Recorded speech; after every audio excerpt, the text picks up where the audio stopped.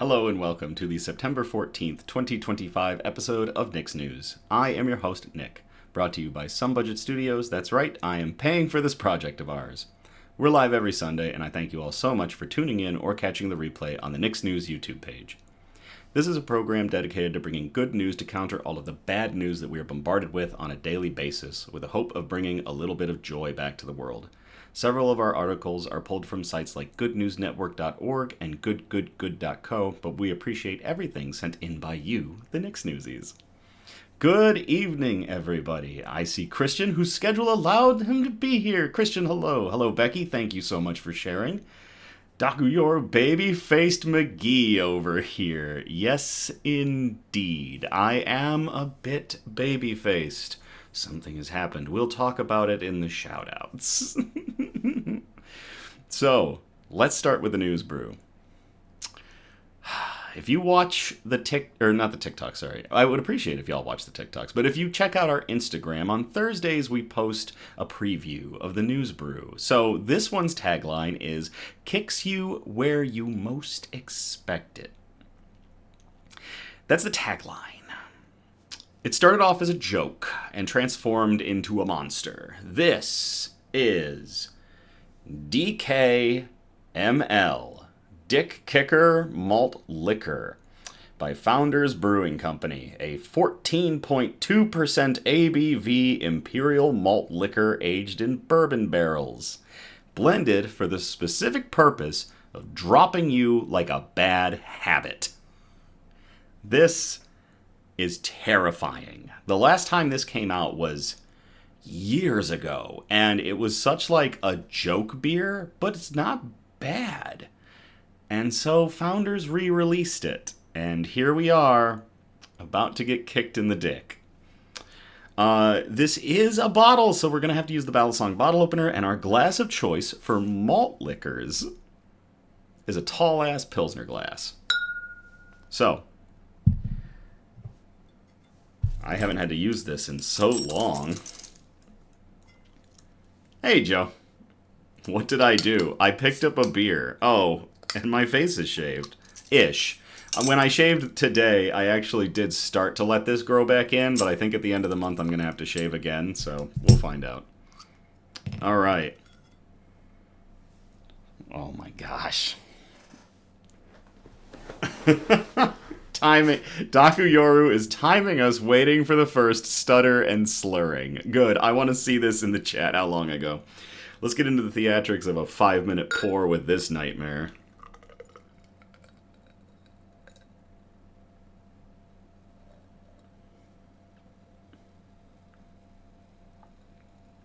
Hey, Julie. Oh my god, you shaved. Yep, I will explain why in a moment.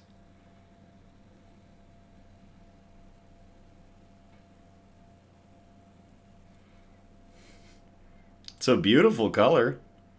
It's gonna screw me up. It's light for being bourbon barrel aged. So, bourbon barrel aging is very interesting in terms of the effects it can have on the color of a beer. Sometimes it will have no effect. Sometimes it will darken it slightly, depending on what the beer type is. And it all depends on the barrel, too. What kind of barrel, what kind of wood was being used when the barrel was constructed, how long it was sitting in there, what was in it before. So it's really interesting when you barrel age something, the kind of effects it can have. I've had a couple of barrel-aged IPAs where it completely took that hoppiness, the really piney hoppiness right out of the nose, and it was very interesting, so. There we go. Good to the last malt liquor drop.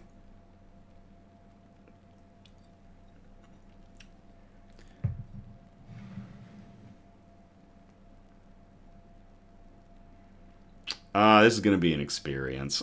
For all of us. Christian says it is a lovely looking drink. Yes, it is. Gorgeous color from producer Donna.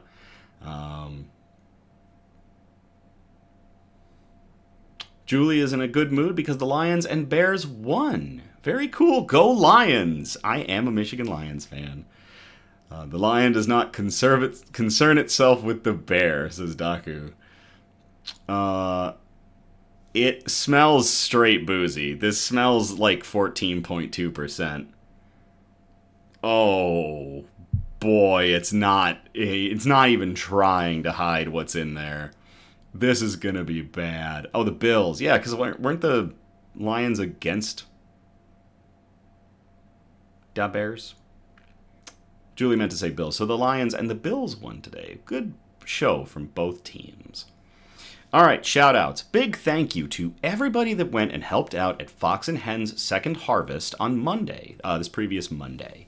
The record-breaking crop of Frontenac grapes will be hitting the tasting room in the future as Red Fox and Robinson Red wines. This week, they also introduced 2 new additions to the tasting room, a sparkling white made from Cayuga grapes and a greatly anticipated Grand Haven Mead. I had the privilege of trying out that mead before it went and got bottled and got distributed. I wanted to call it Danger Zone because it clocked in at over 15% and you couldn't tell. It is fantastic. I have a bottle of it aging downstairs. Fox Hen is located between downtown Grand Haven and Allendale, Michigan. They specialize in small batch wines and ciders that reflect the Lake Michigan climate, and you can check them out Fridays and Saturdays from 1 p.m. to 8 p.m. I will be there this Friday from 5 to 7. So, to everybody involved with Second Harvest and all the Frontenac grapes that were harvested at Fox and Hen, cheers. Here we go.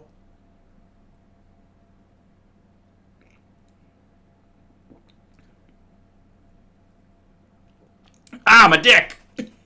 Oh my... Oh! Oh! Oh! Oh, my whole body hurts. Oh, Lord.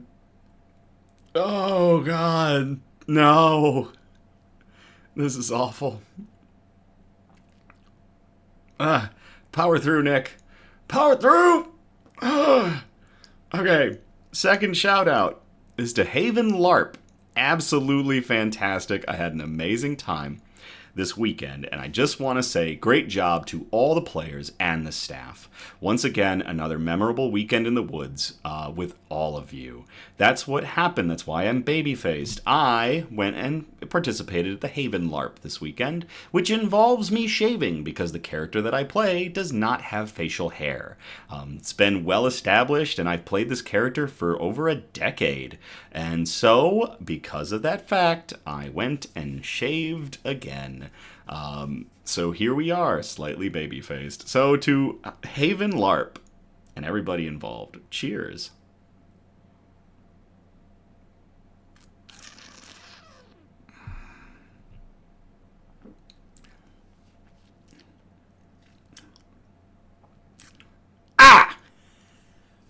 I'm gonna blow the gain on the audio for sure on this. Last shout out, happy birthday to Voyager 1. That's right, and no spacecraft has gone farther than NASA's Voyager 1.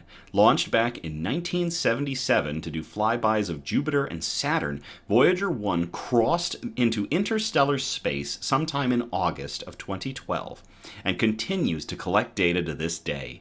48 years in space and still chugging along, and we absolutely love good news about the Voyagers. So, to Voyager 1, going strong 48 years later, cheers.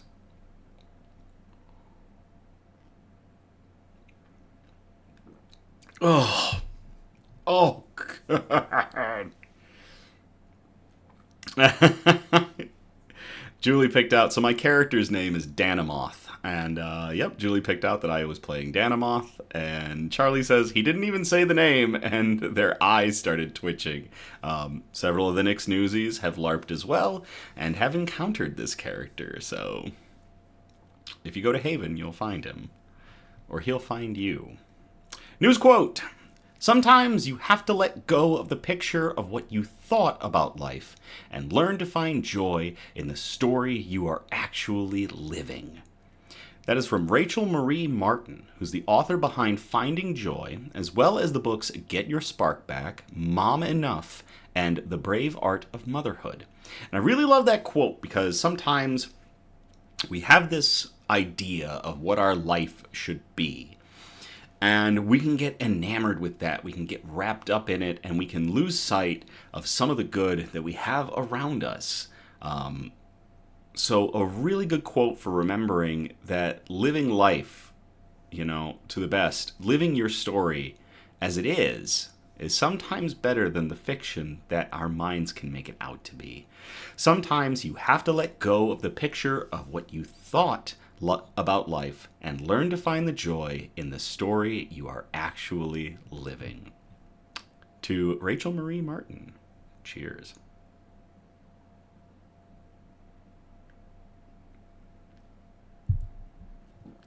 Oh, I'm not going to get used to this. Oh. This is going to be a short, I guarantee it. Bug update. Elmira's done very well, surprisingly, and hasn't killed her spider plant yet.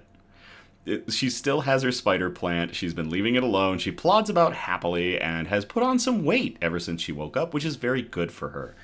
I just saw her a moment ago, just trotting along, making more holes in her tank, so she's very happy. Ripley scares other bugs to death and would fit right in on an episode of Alien Earth. I managed to get another good look at Sue as well, but as usual, he ducked back into his hide as soon as I brought the camera up. Still a camera-shy buddy, so maybe someday we will be able to enjoy seeing him on the show again. For now, if you notice behind me, we've actually moved his tank again. We're testing out whether or not he's actually has Elmira-induced anxiety, because again, their two species are not friends. So we have moved him to the end of Bug Lane to see if he'll come out and be his normal mobile self. We'll see. All right. Enough dawdling. Let's get into our good news. Our broadcast is broken up into 4 major categories, and those categories are science and technology, health and medicine, flora and fauna, aka plants and animals, and wholesome notes, the really nice feely articles that we like to end on. So we're going to start off in category 1, science and technology. We called this first article A Shocking Story About Concrete, and this one was sent in by Cassidy. So Cassidy, thank you so much for sending this in. I will copy and paste this to the chat if y'all want to read along with me.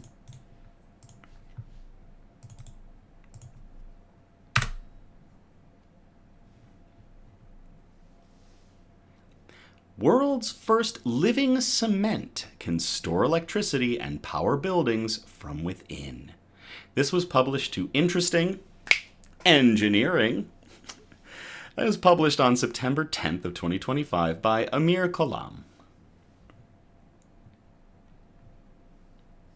Aarhus University researchers have shown that cement can do more than hold up walls. By embedding living bacteria into the world's most common building material, the team has created a supercapacitor capable of storing electricity. The proof-of-concept material is not only holds energy, but can also recover its performance when fed with nutrients. Lead researcher Ki Lo said they had merged structure with function, creating a material that not only carries weight and stores energy, but can also restore its performance when given nutrients. That's right, you're going to feed your walls. Dr. Yours says, concrete and living should not be in the same sentence. Sometimes I agree. Concrete has long been considered lifeless. The Danish team challenged that idea by adding Shewonella onadensis, a bacterium known for its ability to move electrons outside its cell. Once inside the cement, the microbes create a network of charge carriers that store and release energy. Can you imagine, instead of having an outlet, you just plug your phone into the concrete? That would be fascinating. Christian says, taking "they're in my walls" to a whole new level. Becky says, I would be worried about walking on it. And Taku Yora says, I blame Jimmy Hoffa. That's a good one. Oh, early tests suggest that the approach already outperforms traditional cement-based storage devices. Even more striking, the cement continues to function after the microbes die, and researchers can bring it back to life with more nutrients. The discovery highlights how building materials may soon play an active role in energy systems. Instead of serving as passive shells, future walls and foundations could act as both shelter and storage. Microbial activity tends to fade as nutrients run out. To address this, the scientists integrated a microfluidic system into the cement. It supplies proteins, vitamins, salts, and growth factors to keep the bacteria alive and revive them. This approach recovers as much as 80% of the original capacity. In practical terms, the team says buildings could become recoverable energy materials, reducing the need to replace batteries or perform costly repairs. The researchers also tested the cement under extreme conditions. It stored and discharged power in both freezing and hot environments. 6 blocks wired together produced enough electricity to light an LED bulb. Daku shouts, "Soylent concrete!" The concrete is people. This isn't just a lab experiment, Lowe said. We envision this technology being integrated into real buildings, in walls, foundations, or bridges, where it can support renewable energy sources like solar panels by providing local energy storage. He added that even modest performance could have an impact. A room made of the material could store around 10 kilowatt hours of energy, enough to power a standard enterprise server for a day. As renewables expand, demand for affordable and sustainable storage grows. Today's batteries depend on scarce resources like lithium, cobalt, and these things degrade over time. The cement-based system avoids these problems. It uses abundant, low-cost materials and naturally occurring bacteria. It also works at a scale far beyond conventional devices. Nicholas Sims says, "Hey Nick, thanks for spreading good news. Appreciate it from a fellow Nick." Thank you very much, Nicholas Sims. I'm going to cheers to that and drink this terrible beer. Oh God, I've made a mistake. Thank you very much. Oh gosh, that beer. Though still at an early stage, the research points to a future where buildings act as their own batteries. That could mean bridges powering their own sensors, or homes storing the day's solar energy in their walls. The team's findings suggest the next generation of infrastructure could be both structural and electrical. Instead of installing batteries, future builders may pour them. This study is published in the journal Cell Reports Physical Science, and if you want to check it out, there is a link in the article. Oh, is it bad or strong? Both. Christian's correct. The answer to that is yes. To everybody involved at Aarhus University for producing concrete that can store electricity using bacteria, and to Cassidy for sending in that article, cheers.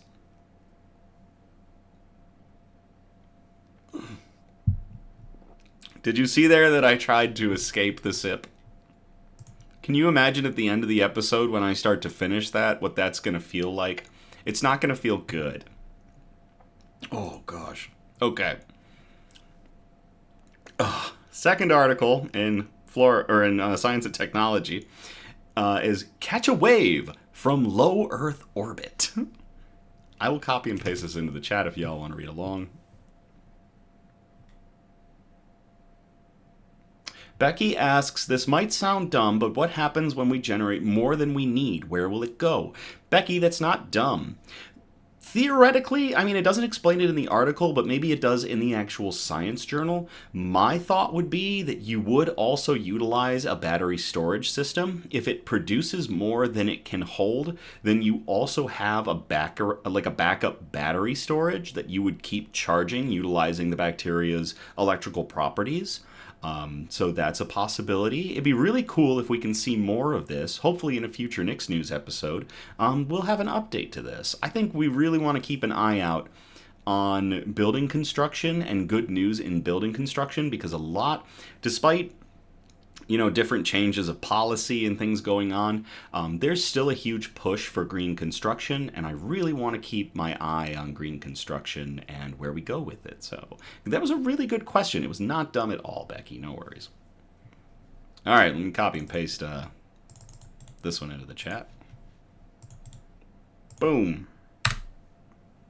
I'm already feeling that beer. We're in trouble. We're on Article 2. We got 7 to go. No, we got 6 more to go. Jeez. Including this one. Jeez. Daku, your energy concerns and housing crisis is a thing. Indeed it is. So anything that we get good news-wise about combating those, I will definitely be reading. New U.S.-European sea-level satellite will help safeguard ships at sea. This was published to Jet Propulsion Laboratory on September 11th of 2025 by Earth. It's just listed as having been published by Earth. Thanks, planet. Sea surface height data from the Sentinel-6B satellite, led by NASA and the ESA, will help with the development of marine weather forecasts alerting ships to possible dangers. Because most global trade travels by ship, accurate, timely ocean forecasts are essential. These forecasts provide crucial information about storms, high winds, and rough water, and they depend on measurements provided by instruments in the ocean and by satellites, including Sentinel-6B, a joint mission led by NASA and the ESA, the European Space Agency, that will provide essential sea level and other ocean data after it launches this November. The satellite will eventually take over for its twin, Sentinel-6, Michael Freelick, Sentinel-6 Michael Freelick, which launched in 2020. And Dr. Yor says, not sure I see the problem. And then follows it up, woo NASA! This is a woo NASA kind of article. Both satellites have an altimeter instrument that measures sea levels, wind speeds, and wave heights, among other characteristics, which meteorologists feed into models and produce marine weather forecasts. Those forecasts provide information on the state of the ocean, as well as the changing locations of large currents like the Gulf Stream. Dangerous conditions can result when waves interact with such currents, putting ships at risk. Building on NASA's long legacy of satellite altimetry data and its real-world impact on shipping operations, Sentinel-6B will soon take on the vital task of improving ocean and weather forecasts to help keep ships, their crews, and cargo safe, said Nadia Vinogradova-Schiffer, lead program scientist at NASA headquarters in Washington. Sentinel-6 Michael Freelick and Sentinel-6B are part of the Sentinel-6/Jason-CS Continuity of Service mission, the latest in a series of ocean-observing radar altimetry missions that have monitored Earth's changing seas since the early 1990s. Sentinel-6/Jason-CS is a collaboration between NASA, the ESA, the European Union, EUMETSAT, which is the European Organization for the Exploitation of Meteorological Satellites, and NOAA, the U.S. National Oceanic and Atmospheric Administration. The European Commission provided funding support, and the French space agency CNES, or the Centre National des Études Spatiales, contributed technical support. The ocean is getting busier, but it's also getting more dangerous, said Avikal Mehra, Deputy Director of the Ocean Prediction Center at the National Weather Service in College Park, Maryland. He and his colleagues produce marine weather forecasts using data from ocean-based instruments as well as complementary measurements from 5 satellites, including Sentinel-6 Michael Freelick. Among those measurements, sea level, wave height, and wind speed are all involved. The forecasters derive the location of large currents from changes in sea level. That's fascinating. One of the planet's major currents, the Gulf Stream, is located off the southeastern coast of the United States, but its exact position varies. Ships will actually change course depending on where the Gulf Stream is and the direction of the waves, said Mehra. There have been instances where, in calm conditions, waves interacting with the Gulf Stream have caused damage or the loss of cargo containers on ships. Large warm currents like the Gulf Stream can have relatively sharp boundaries, since they are generally higher than their surroundings. Water expands as it warms, so warm seawater is taller than cooler water. If waves interact with these currents in a certain way, seas can become extremely rough, presenting a hazard to even the largest of ships.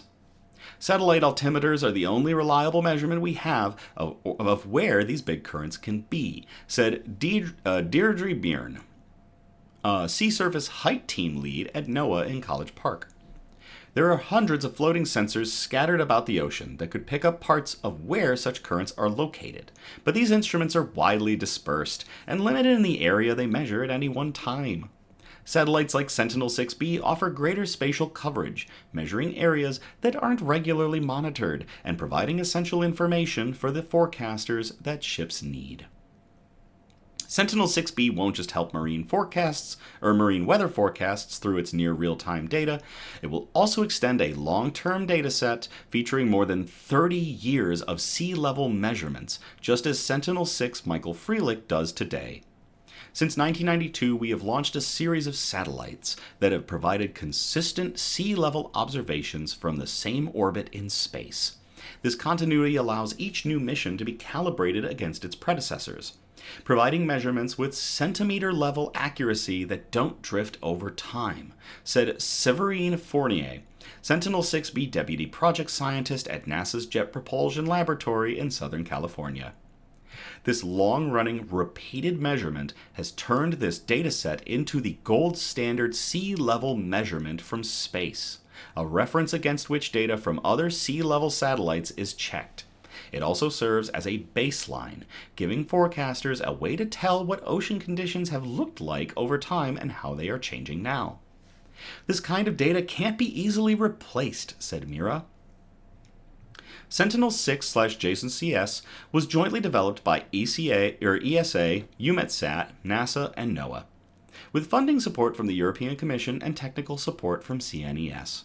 A division of Caltech in Pasadena, JPL contributed 3 science instruments for each Satellite 6 satellite: the Advanced Microwave Radiometer, the Global Navigation Satellite System Radio Occultation, and the Laser Retroreflector Array.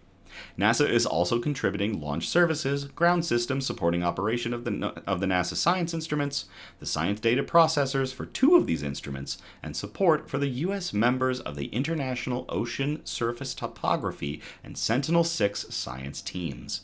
For more about Sentinel-6 and the JSON/JSON-CS, you can visit the link in the article. That is really cool. To everybody involved with the launch of the Sentinel-6B, which will continue to help with oceanic weather forecasts and especially measuring for dangerous conditions. Cheers.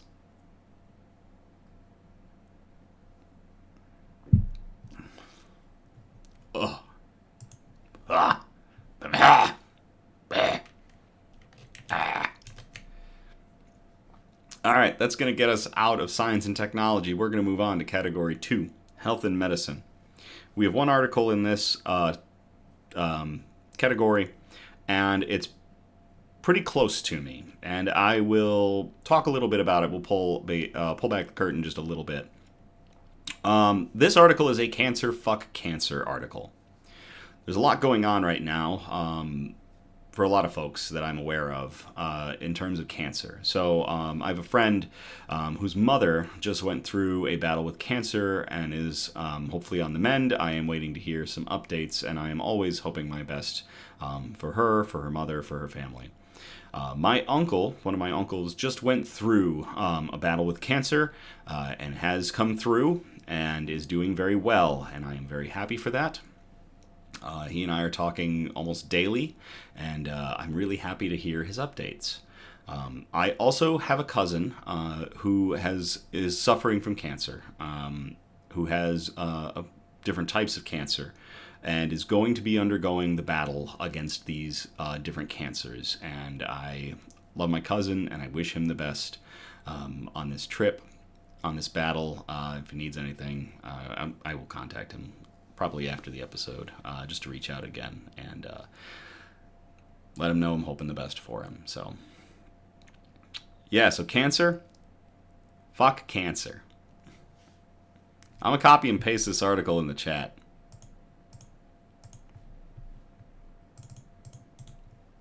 I've lost family members to cancer. I know we've all got our own stuff going on. I know cancer's affected so many of us. I know a bunch of people that have beaten it. And so every single one of those is a success story that I like to hear about. Scientists find a way to stop breast cancer from coming back. This was published to SciTech Daily on September 9th of 2025 by the University of Pennsylvania School of Medicine. Researchers have discovered that dormant breast cancer cells can be detected and wiped out with existing drugs, dramatically lowering the risk of relapse. The breakthrough brings new hope to survivors haunted by the fear of recurrence. A landmark federally funded clinical trial has provided the first real evidence that doctors can pinpoint breast cancer survivors at higher risk of relapse by detecting dormant cancer cells, and that these hidden cells can be successfully treated using already available drugs. We don't need any new technology. We don't need any new drugs. We can treat them with what we got. The work, led by researchers at the Abramson Cancer Center, Abramson Cancer Center of the University of Pennsylvania and Penn's Perelman School of Medicine, appear in the journal Nature Medicine. Although survival rates for breast cancer continue to improve thanks to better screening and therapies, the disease remains incurable once it comes back after initial treatment. About 30% of women and men experience a relapse, leaving them dependent on ongoing treatment that cannot completely remove the cancer. Some forms, such as triple negative and HER2 positive, often reappear within a few years, while ER positive cases can resurface even decades later.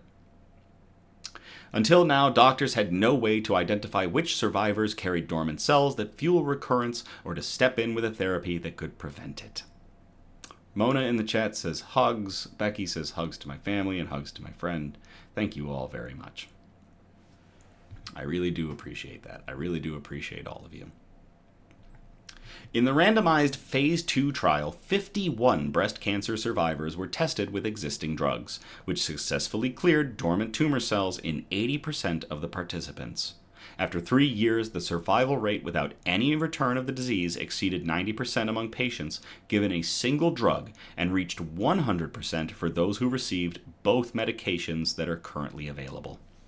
The lingering fear of cancer returning is something that hangs over many breast cancer survivors after they celebrate the end of treatment, said principal investigator Angela DeMichel, MD, MSCE, FASCO, the Mariana T. and Robert J. McDonald Professor in Breast Cancer Research. Right now, we just don't know when or if someone's cancer will come back. That's the problem we set out to solve. Our study shows that preventing recurrence by monitoring and targeting dormant tumor cells is a strategy that holds real promise, and I hope it ignites more research in this area. The study builds on previous research that showed how dormant tumor cells continue to lay in wait in some patients after breast cancer treatment. These so-called sleeper cells, also referred to as minimal residual disease or MRD, can reactivate years or even decades later. Because they are not active cancer cells and can be scattered throughout the body, they do not show up on standard imaging tests that are used to watch for breast cancer recurrence. Once the sleeper cells begin to expand and circulate in the bloodstream, it can lead to the spread of metastatic breast cancer.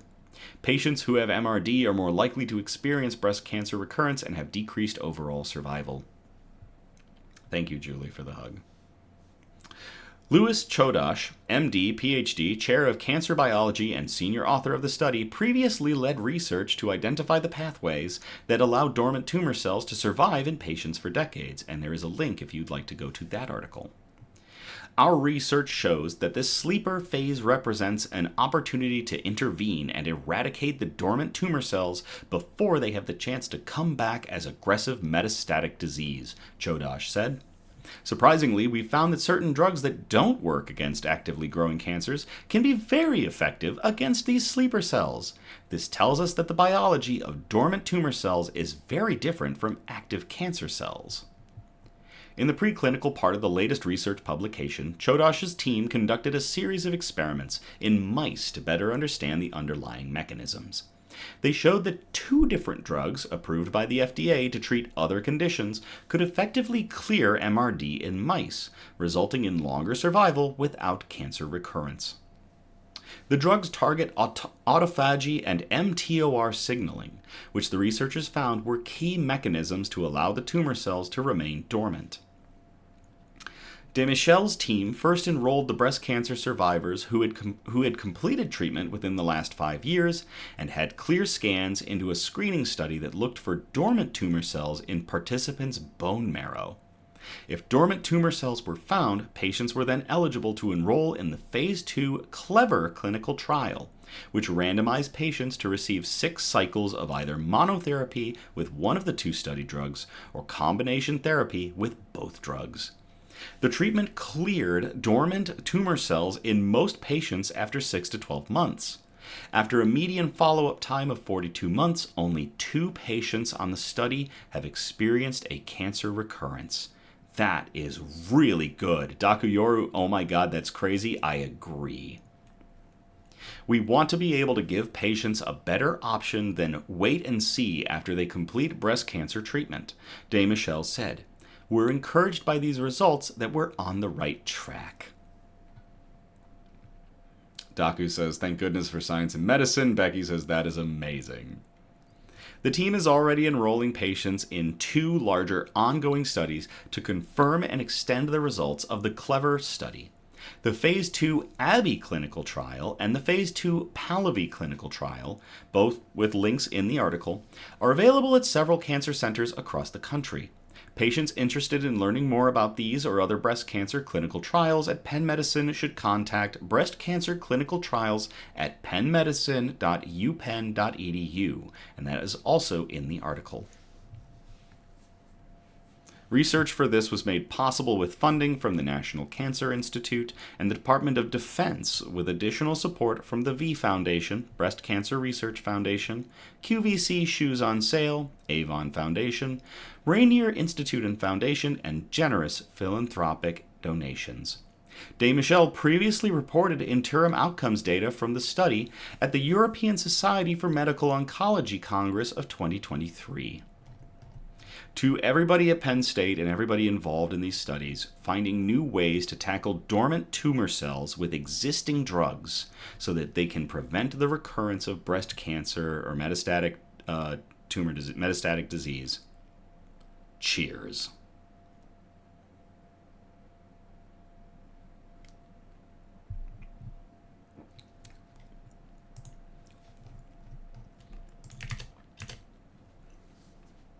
All right, that's going to get us out of health and medicine. We are going to move into category 3, flora and fauna, aka plants and animals. Got 2 articles in here. This first one, butterfly in the sky, twice as many of you can fly. Yeah, I grew up watching Reading Rainbow. I'll copy and paste this into the chat if y'all want to read along.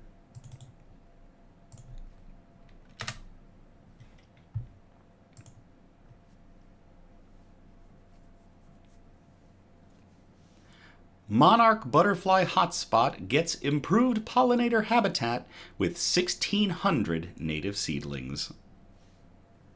Charlie says, take a look. It's in a book. I don't want to sing too much of it and get copyright struck, so. I will leave that in the chat. So this was published to MLive on September 4th of 2025 by Justine Lofton. Dakuyo says, I bet Emotep from The Mummy said just as much. A reading rainbow, if you will. A monarch butterfly hotspot could attract even more pollinators in the future. A long-term pollinator habitat restoration project is underway at Peninsula Point, the southern tip of Stonington Peninsula. The peninsula juts into Lake Michigan near Escanaba and is part of the Hiawatha National Forest in Michigan's Upper Peninsula. That is somewhere I want to visit. Hiawatha National Forest staff and partners are working together on habitat improvements. Most recently, about 1,600 native seedlings were planted. It's a great example of work to improve forest health and to make visitor experiences more enjoyable, National Forest staff said. Peninsula Point is arguably Michigan's most well-known migratory monarch way station, attracting clusters of the brilliant orange butterflies to roost on cedar trees. The monarch supergeneration is already beginning to migrate south to Mexico. The best conditions for viewing monarchs at Peninsula Point are in the morning after a rainy cold front moves through. When the sun comes out, they'll spread their wings to dry them off and then launch south across the lake with a little help from northerly winds. Habitat restoration project partners include Superior Watershed Partnership, Great Lakes Climate Corps, and Lake to Lake Cooperative Invasive Species Management Area. A quick article, but a good one, regarding monarchs. 1,600 native seedlings added to Hiawatha National Forest to encourage the continued population of monarch butterflies. Cheers!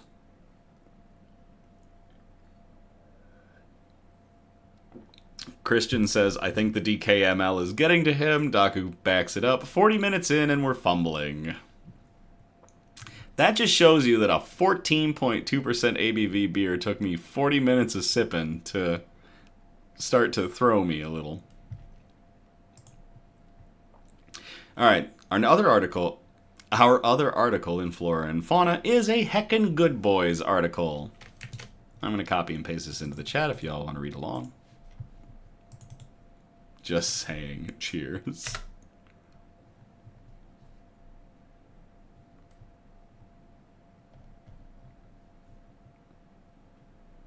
Becky says he will sleep well tonight. You're right. Normally we record TikToks right after the episode.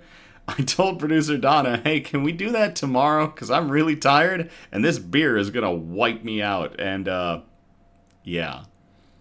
Charlie, don't give them my tell.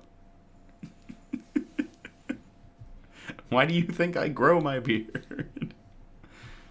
These paddleboarding pups are helping protect Australia's elusive platypuses. This was published to Nice News, and it was published on August 5th of 2025 by Rebecca Brands. You've heard of working dogs, and you've heard of paddleboarding dogs, but what about working paddleboarding dogs?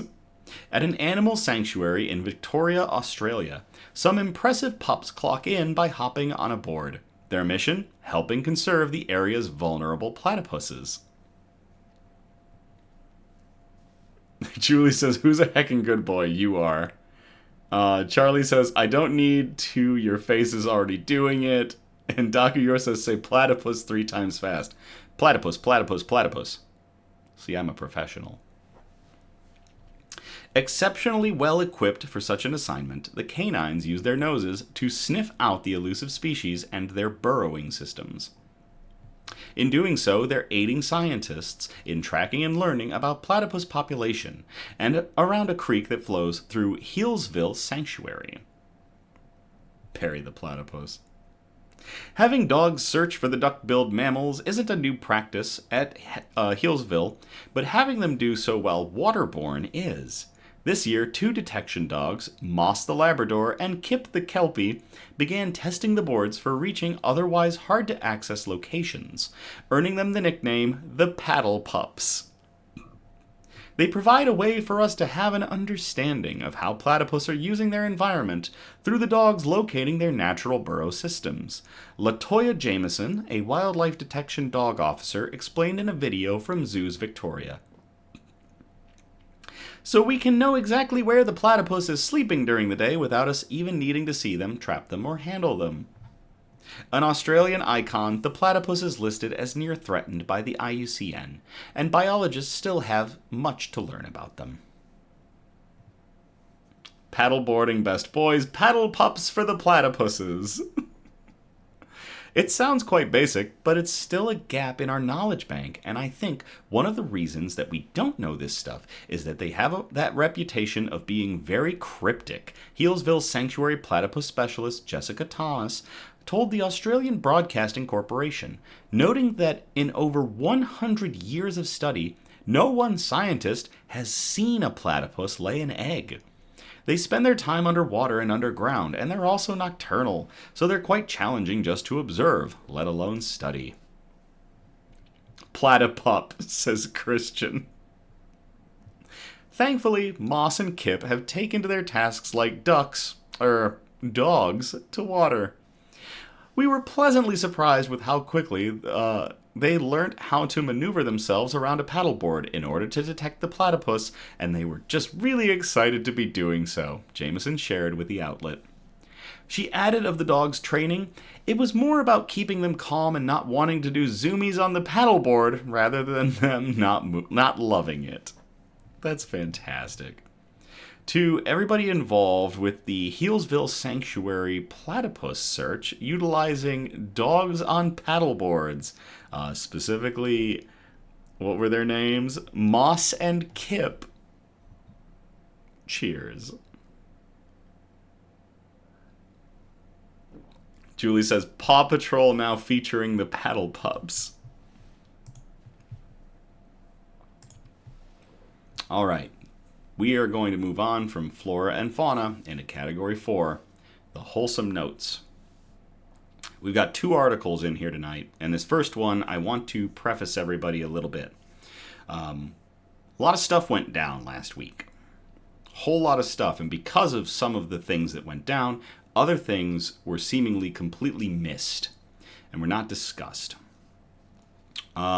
We are going to have an article that discusses the Evergreen High School shooting that occurred in Colorado. There were some amazing things that came out of that, and that is what our article is going to focus on. So I wanted to preface that we are going to talk about the school shooting that occurred in Colorado, but we are going to talk about the good things that happened during it. The article is a Not All Heroes Wear Capes article, so we're going to talk about some of the heroes involved in this story. I will copy and paste this into the chat for y'all to read along. We're really hitting on deep stuff tonight on this episode. I might just, usually when I re-upload these, so I can put them in the playlists, and when they get a little bit more editing work done to them, I usually name the videos off of an article title, but I really might just call it, we're going deep on this, because we've talked about some deep stuff tonight. A neighbor sheltered 18 students fleeing Colorado school shooting in his home. He's a retired teacher. This was published to goodgoodgood.co on September 11th of 2025 by Cameron Baker. On the afternoon of Wednesday, September 10th, a 16-year-old male student opened fire at Evergreen High School in Evergreen, Colorado, a mountain town near Denver.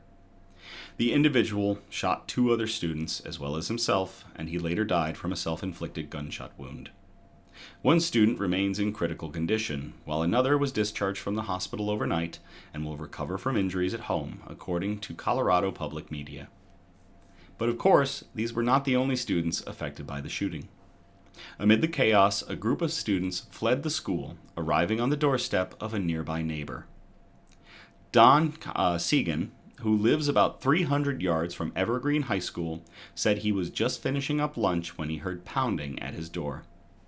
All of a sudden, there was this pounding on our front door, and I could tell by the pounding that something bad had happened, Segan said in an interview with 9 News. Upon opening the door, about 7 young men began shouting, and he recalled, "There's a shooter up at the school. There's a shooter up at the school. Let us in, please." Segan, a retired teacher who taught public schools for 25 years, welcomed them in. A second group quickly followed, eventually totaling 18 kids and 1 adult. "And I just told them to stay here, where they're safe, until we figured out what was going on," he said. Shortly after, he said they heard sirens up the road. In addition to, I believe it's Segan, I will have to double check this, and if I'm getting it wrong, I apologize. In addition to Segan's history as a teacher, his wife is a retired nurse. Although he tried to talk to the students, they were struggling to get much information out. My wife has been a nurse for over 30 years, he told 9 News. We're both retired, living up here in Evergreen, so her skills came in handy. You know, she was able to calm these kids down, treat them for shock. We gave them some glasses of water. We comforted them. I hope they feel like they ran to the right house, Segan added. Eventually, one young man told Segan he had heard gunshots. The student was in the cafeteria at the time and bolted out the doors, running toward any house that was available. Segan and his wife encouraged the students to call home and let their parents know they were safe. According to 9 News, some students were later picked up at the library, while others were picked up right from his house. He and his wife wrote down the names of the students, as well as the loved ones who picked them up. Although they were organized, fear was still certainly palpable. We didn't know if this shooter had followed them out, and was going through the woods or down the street here and shooting, Segan said. But I think lots of my neighbors around here also did a wonderful job of giving shelter to any of these young men and young women. Segan said the event was certainly a shock, especially considering the area of Colorado in which he lives. I just feel so sorry for them, and obviously I'm praying for those 3 families and for their 3 kids, Segan said. We live up here in Evergreen. Evergreen's supposed to be this beautiful kind of secluded area and peaceful and calm, and yeah, not today. Once all the parents and loved ones had collected their students, Segan said they were all extremely grateful for his help. Of course, I said, he told 9 News. That's what we do.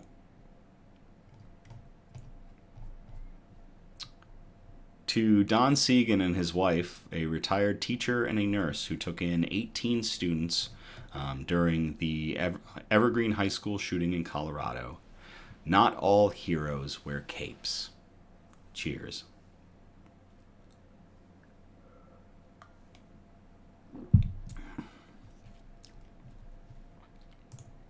Daku says, bless that family and all those kids' families. I agree.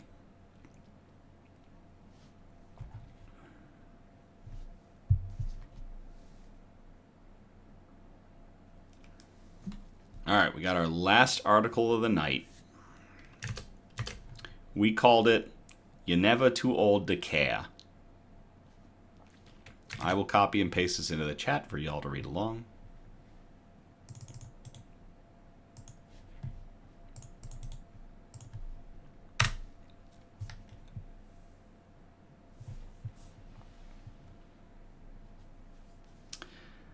And because the article is from Massachusetts, I will use my Boston accent to try to be more uplifting. So, these old ladies dive into Massachusetts ponds, come up bearing pounds of garbage.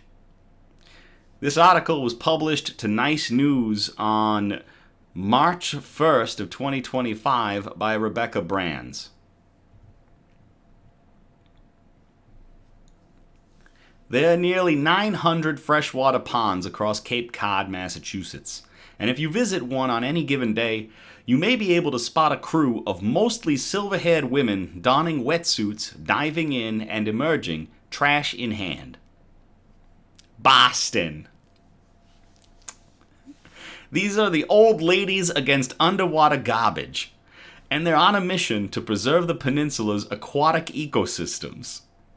They're like the last fragments of undisturbed natural beauty, founder Susan Bauer told Nice News. Bauer, who's 85, has been swimming in ponds for the better part of 2 decades.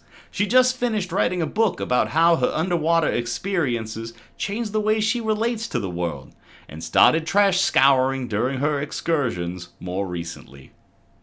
Clam chowder. Bada bing, bada boom, Cape Cod. It happened by accident, the retired psychologist said, explaining that she and the group's first members began diving for garbage around 2018, then expanded their efforts during the pandemic, when the only options for socializing were outdoor gatherings. And when I realized that it wasn't about the garbage, it's about that we have discovered a way of repairing the planet, not based on guilt, not based on common sense, not based on fear, but based on joy, I thought, hell, we've got something terrific. The organization, now 30 strong with waiting lists that go on forever, only about 12 swimmers can be safely managed at one time, comprises women ages 64 and older. Each year they scout out around 20 ponds, floating over the water and peering beneath the surface so they're set for their diving season, which is typically May through early October.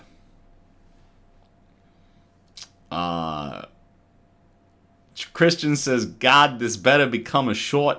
Julie says, and now I would like some beer and chowder. Becky says this needs to be a t-shirt. When it comes time to complete the haul, the crew assumes different roles. One acts as wildlife lookout, swimming ahead to warn against snapping turtles and guide the others towards the trash. Another is garbage collector, paddling a canoe or kayak and accepting the spoils from the emerging swimmers. Over the years, they removed tires, golf balls, cell phones, countless beverage cans, and even a whole-ass toilet. One of the more interesting finds was a cache of bottles that Bauer believes are around 100 years old because the brand name is embossed onto the glass, something not often done these days. We realized that they were ice fishermen, she explained. So a lot of stuff that we get is that, in the old days, how did you get rid of a tire? How did you get rid of a cot? How did you get rid of a sink? You pushed it out onto the ice. Just talking to Bauer about her life, much less watching footage of the octogenarian and her crew cleaning ponds, is enough to feel inspired. After graduating from Vassar College in 1961, she began writing books on oceanography and science. She didn't become a psychologist until her 40s, after going back to school and earning a doctorate from Boston College. This year, the prestigious Explorers Club honored Bauer as one of its 50 visionaries for 2025. Extraordinary people who are doing remarkable work to promote science and exploration, but remain under the radar and out of the limelight, the EC site reads. These 50 individuals are exploring, inspiring, and creating the future of the planet, life upon it, and the boundless possibilities that await us all. One of the prime motivations between OLOG is protecting wildlife from microscopic organisms to 60-pound snapping turtles. Bauer jokes she's an honorary herpetologist after so many decades swimming alongside him. But purging the watery depths of human-made mess is part of a broader mission as well. We're really struggling to keep these wild areas wild. Because they really are wild, you know? If you walk into a park, it may be beautiful, but it's not wild. You know what you're going to see. You probably know what you're going to experience, she said. When you go to a food store or a gas station or a department store, you pretty much know that you know what you're going to get. Not in a pond. This is one of the last true adventures that you can have.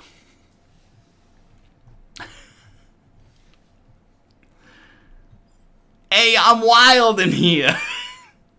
To the old ladies. The old ladies against underwater garbage. 64 years old and up. Diving to remove trash from the waterways of Cape Cod and other bodies of water in Massachusetts. Cheers.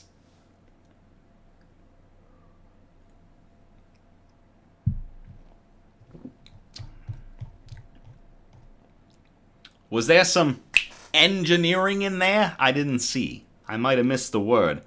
The DKML is getting to me. I'm going to drop the accent now. Oh, you're going to chug the rest before the end? I will begin to drink as I hit the... go through the motions of the outro. So, I am not a quitter. I am just dealing with limited sleep and a massive beer. All right.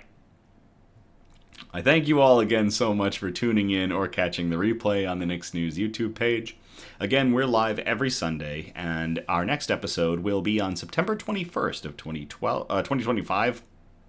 September 21st of 2025. I encourage participation. We all encourage participation. So if you feel inclined, by all means, you can post suggestions for news brews, shout-outs, news quotes, and of course, good news articles that we can present on future episodes. If you want to get a hold of us, you can contact us on Instagram, Facebook, email us at somebudgetstudios@gmail.com. If you send in a bunch of articles, please try to spread them out across our 4 categories, which again are science and tech, health and medicine, flora and fauna, and wholesome notes, the really nice articles that we like to end on. Feel free to like, subscribe, or comment on our content on Facebook, Instagram, YouTube, and TikTok. That's right, we are on TikTok as well, to get good news and joy out into the algorithms. If you are hawking SEO improvements, do not contact us. We're not interested. Everything that y'all have done continues to grow Nick's News. We continue to see growth, and I can't thank you all enough for everything that you do. Really, y'all are the heart and soul of Nick's News, continuing to spread this good news out into the algorithm so we can combat all this bad news that we get on a daily basis. Really, thank you all again. I love you. Have a great night, and I will play us out.